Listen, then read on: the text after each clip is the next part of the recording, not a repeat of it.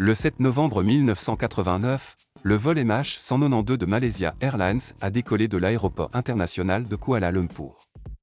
Le vol était à destination de Katmandou avec des passagers et des membres d'équipage à bord. L'avion était piloté par Rajiv Chandra, un commandant expérimenté avec de nombreuses heures de vol à son actif. Le copilote, Li Wei, était un pilote talentueux passé à l'aviation civile après plusieurs années dans l'armée de l'air malaisienne. Ce jour-là, l'une des tempêtes les plus puissantes de la décennie s'est abattue sur l'Himalaya. Des rafales de vent extrêmes ont été enregistrées. La pression atmosphérique a chuté brusquement et les températures en altitude ont atteint des niveaux aussi bas que °C. Malgré ces conditions extrêmes, le vol MH192 a tout de même été autorisé à décoller, les prévisions météo annonçant une amélioration en approchant de l'Himalaya. Le dernier contact radio avec l'appareil a eu lieu lorsque le commandant Chandra a signalé des turbulences et demandé à descendre. Contrôle, ici MH192, nous entrons dans de fortes turbulences. Nous demandons l'autorisation de descendre à. L'appel a été coupé. L'appareil a disparu des radars.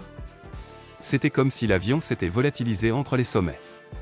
Une opération de recherche et de sauvetage a été immédiatement lancée, mais les conditions météorologiques ont rendu les efforts extrêmement difficiles.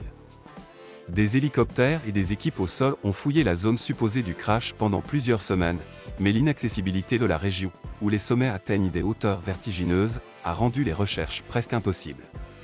Finalement, les autorités népalaises ont mis fin aux recherches et déclaré tous les passagers et membres d'équipage décédés. Parmi les passagers figuraient des touristes de plusieurs pays, un groupe de moines bouddhistes en pèlerinage, et le célèbre alpiniste John Stanner avec son équipe. Pour les familles, ont alors commencé des années de douleur, d'incertitude et de faux espoirs. Le mystère du vol MH192 est resté entier pendant plus de 3 décennies, jusqu'en juin 2023, lorsqu'une équipe internationale d'alpinistes menée par Alex McKenzie a entrepris d'explorer la face et du Kangchenjunga, le 3e plus haut sommet du monde. L'équipe comprenait McKenzie, un grimpeur écossais chevronné, Anna Sokolova, une alpiniste kazakh ayant gravi tous les sommets majeurs, James Hope, un médecin et alpiniste australien, Mino Park, un photographe aérien coréen, et Shiring Sherpa, un guide népalais de 3e génération. Leur objectif était de tester une nouvelle voie, réputée presque infranchissable en raison des parois de glace abruptes et des avalanches fréquentes. Au cours de leur ascension, l'équipe a rencontré des phénomènes étranges. Vers 5800 mètres d'altitude, leur boussole électronique a commencé à donner des lectures erratiques. Bien que le ciel soit parfaitement dégagé, les GPS perdaient régulièrement le signal. L'équipe a attribué cela à la composition rocheuse, peut-être riche en fer ou en d'autres métaux. Au 3e matin, alors qu'ils campaient sur une corniche étroite à 6200 mètres, Anna a observé un comportement inhabituel chez une volée de vautours de l'Himalaya. Parmi eux, 2 immenses aigles volaient en dessinant les mêmes cercles au-dessus d'un point précis de la montagne. En les voyant, Kilin Sherpa est devenu livide et a refusé de continuer l'ascension. Interrogé, il a d'abord éludé les questions, puis a fini par raconter une légende locale. La Ramtrulma, un esprit protecteur de la montagne en forme de grand oiseau, apparaît là où se croisent les mondes des vivants et des morts. Lorsqu'il plane au-dessus d'un endroit, cela signifie qu'il protège les âmes piégées entre ces deux mondes. Bien que Mackenzie fût sceptique, il ne pouvait ignorer à quel point le comportement des oiseaux ressemblait à celui de rapaces ayant repéré une grande proie. L'équipe de recherche décida de changer d'itinéraire pour comprendre ce qui avait attiré l'attention de l'aigle. Au pire, il ne perdrait que quelques heures. Les alpinistes arrivèrent à une pente glacée et abrupte se terminant par une falaise.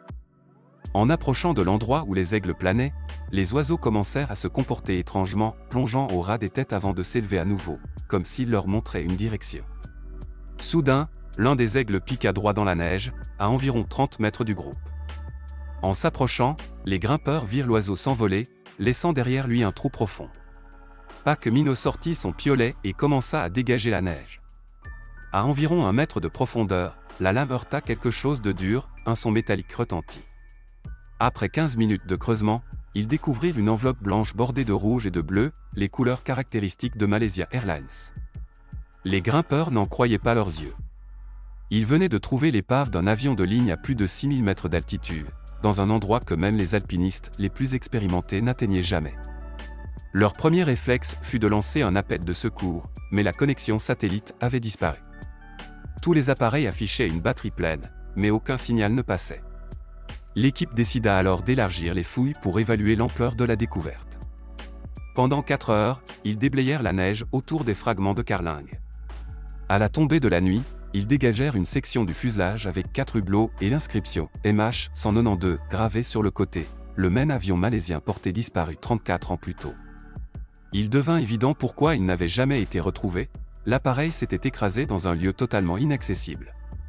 Aucun hélicoptère ne pouvait stationner à une telle altitude, et aucune équipe terrestre ne pouvait grimper cette pente qui ne menait à aucun sommet connu.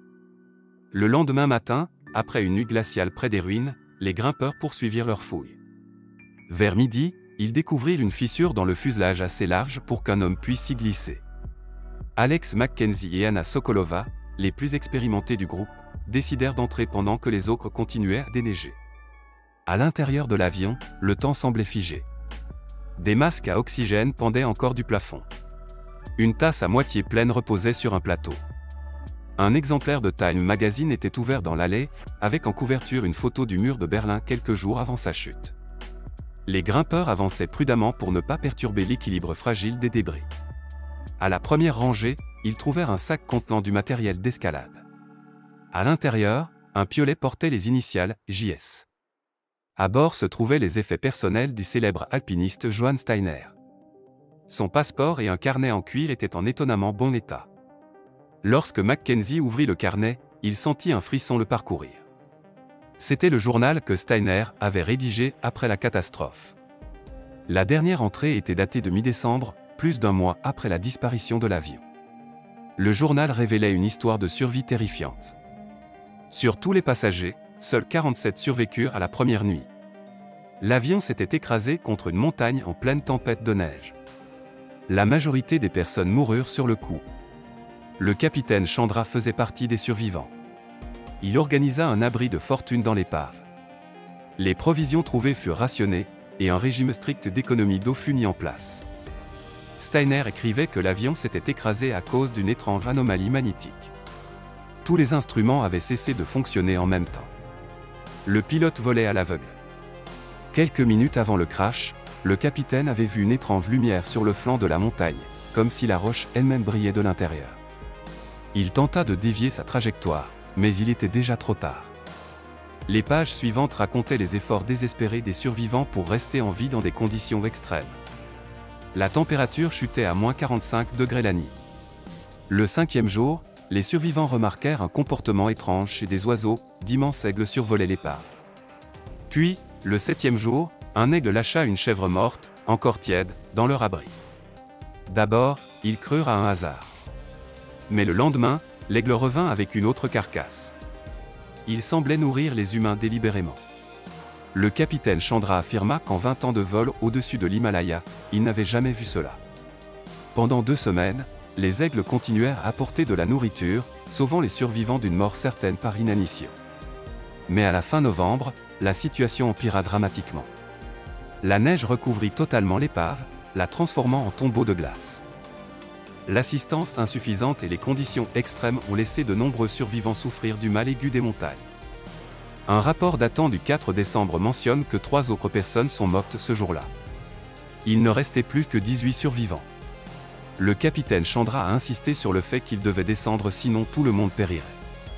Il a suggéré de creuser un « tunnel dans le ciel » pour s'échapper. Chaque jour, des aigles continuaient de tourner au-dessus du site de l'accident, et Steiner avait parfois l'impression qu'il tentait de transmettre un message. Le dernier paragraphe du journal était bref et choquant, ils ont ouvert un tunnel. Nous sommes sortis. Le capitaine a dit qu'il fallait descendre la pente sud-est. Je ne sais pas pourquoi, mais l'aigle s'est envolé. Je l'ai revu cette nuit-là. Une étrange lumière sortait de la roche. Elle battait comme un cœur vivant. Un moine local de notre groupe a dit que c'était la lumière de transition, le passage vers une autre dimension. Je ne sais pas si je dois le croire, mais je n'ai pas d'autre explication. Si quelqu'un trouve ce journal, qu'il sache que nous nous sommes battus jusqu'au bout et que nous n'avons jamais abandonné. Les alpinistes furent bouleversés. Apparemment, certains passagers avaient survécu et tenté de descendre la montagne. Mais que leur est-il arrivé? Pourquoi personne ne les a retrouvés? Et quel rôle exact ont joué les aigles dans cette histoire? En poursuivant l'exploration du cockpit, il découvrit un autre carnet, le journal de bord. Le capitaine Chandra y avait consigné tous les événements, aussi étranges soient-ils, jusqu'à la fin. Il y écrivait que la boussole devenait folle, tournant sur elle-même, parfois même dans le sens inverse des aiguilles d'une montre. Les équipements électroniques étaient inutilisables. L'altimètre affichait une altitude négative -2000 mètres alors qu'il se trouvait clairement à plus de 6000 mètres. Le thermomètre variait sans logique de plus 35 à -60 degrés.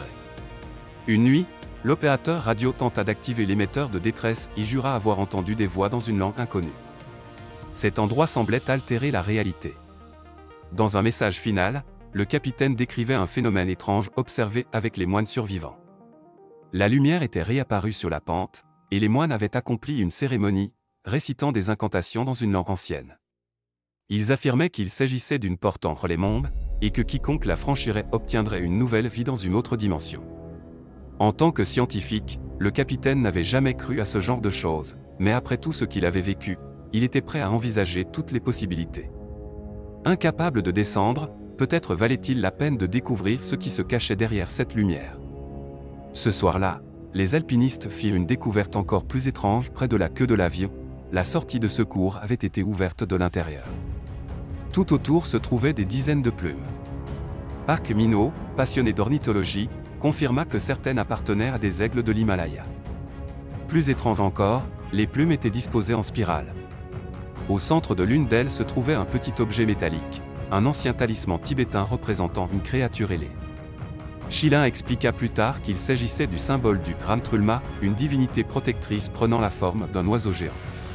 En poursuivant l'examen des lieux, les alpinistes découvrirent un passage partiellement enseveli menant de l'avion à pente enneigée exactement comme Steiner l'avait décrit. Le tunnel débouchait sur une falaise, où un mur de glace de plus de 500 mètres bloquait la route. Il était impossible de descendre sans équipement spécialisé. Que s'était-il passé pour les survivants? En continuant, ils auraient certainement chuté dans le vide, mais aucun corps n'a jamais été retrouvé. Le mystère restait entier. Cette nuit-là, un nouvel événement troublant se produisit. Le téléphone satellite de James Hope, éteint toute la journée, se mit soudainement à sonner, émettant des bips étranges. Hope enregistra tout. Une fois au camp de base, un ancien opérateur radio parvint à décoder le message « Nous sommes vivants, mais pas ici ». Plus tard, les alpinistes aperçurent la même lumière bleue et pulsante que celle décrite par le capitaine Chandra et Steiner.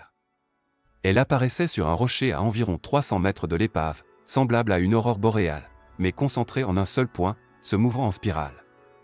Plus étrange encore, quand ils pointèrent une lampe torche sur elle, la lumière se courba, comme si l'espace lui-même était déformé autour de ce point. Le dernier matin, alors que les alpinistes se préparaient à quitter le site de l'accident et à redescendre, un dernier événement marquant survint. Des aigles les encerclèrent dans le ciel, formant un véritable cercle vivant. L'un d'eux plongea et laissa tomber quelque chose au pied d'Alex Mackenzie, un portefeuille en cuir usé. À l'intérieur se trouvait la carte d'identité du capitaine Rajiv Chandra et une photo de sa famille, un dernier indice mystérieux sur le destin du vol MH192. Au dos de la photo se trouvait un message manuscrit, à travers la lumière. Nouvelle vie. Ne nous cherchez pas ici. La note était datée du lendemain de la dernière entrée de Steiner dans son journal. 3 jours plus tard, les alpinistes atteignirent le camp de base et alertèrent les autorités népalaises. En moins d'un mois, une vaste enquête fut lancée, impliquant des secouristes, des chercheurs et des représentants de Malaysia Airlines. Toutes les découvertes rapportées par l'équipe de Mackenzie furent confirmées, mais le mystère des survivants disparus demeurait entier. Des phénomènes étranges perturbèrent l'expédition officielle. Les appareils électroniques cessaient de fonctionner, les boussoles devenaient folles, et les coordonnées GPS étaient décalées de plusieurs kilomètres. Les météorologues enregistrèrent des niveaux anormalement élevés de radiation électromagnétique, sans en trouver la source. Les géologues découvrirent que la roche sous l'épave contenait des métaux rares comme le gadolinium et le néodyme, connus pour leurs propriétés magnétiques puissantes. Pourtant, rien de cela n'expliquait les lueurs aperçues ni le comportement étrange des aigles. Les données de la boîte noire révélèrent que l'avion avait pénétré une zone d'intense anomalie électromagnétique juste avant le crash. Tous les instruments tombèrent en panne simultanément. L'enregistreur vocal capta les derniers mots du capitaine. « Qu'est-ce que cette lumière? Elle est juste devant nous. » Tirez sur le manche. L'enregistrement s'interrompt brusquement. Les habitants du village voisin de Quimbu partagèrent des récits anciens décrivant le Kangchenjunga comme une montagne à la fois sacrée et dangereuse. Selon la légende, une « porte du monde » s'y trouverait, gardée par un oiseau géant sacré. Celui qui la découvre pourrait passer dans une autre dimension, où la douleur et la mort n'existent pas. Encore plus étrange, certains villageois racontèrent qu'un mois après la disparition de l'avion, des personnes inconnues apparurent dans les environs, pas tout à fait étrangères, mais manifestement différentes.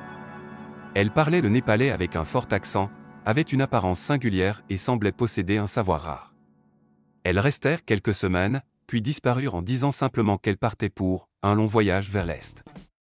Une analyse ADN des plumes retrouvées sur le site identifia certaines comme appartenant à des aigles de l'Himalaya, mais d'autres contenaient des marqueurs génétiques inconnus. Les scientifiques supposèrent qu'il pouvait s'agir d'un groupe de rapaces encore non répertoriés, adaptés aux altitudes extrêmes. Parmi les découvertes les plus troublantes figuraient les effets personnels du capitaine Chandra. Dans la poche de sa veste, on trouva une feuille soigneusement pliée, représentant une spirale, des croquis d'une porte étrange, et des équations mathématiques détaillant ses propriétés. Des physiciens ayant étudié ces notes furent stupéfaits, les formules correspondaient à des modèles théoriques de la physique quantique moderne, décrivant une sorte de tunnel spatio-temporel ou trou de verre. Ce n'est que des décennies plus tard que la science commença à explorer activement ce type de concept. Le mystère du vol MH192 reste irrésolu. L'enquête officielle conclut à un crash dû à des conditions météorologiques extrêmes et à des anomalies magnétiques naturelles ayant perturbé les instruments. Le sort des passagers qui avaient quitté l'avion demeure inconnu. Aucun corps ne fut retrouvé près du tunnel creusé dans la neige. L'équipe de Mackenzie, désormais reconnue à l'international, poursuit ses recherches. Mackenzie rencontra plusieurs familles de victimes. Un témoignage marqua les esprits. La veuve du capitaine Chandra révéla que son mari lui avait raconté un rêve étrange la semaine précédant le vol. Il avait rêvé qu'il volait à travers un tunnel de lumière, entouré d'immenses oiseaux aux yeux humains. À l'autre bout du tunnel, il avait aperçu un autre monde, paisible, magnifique.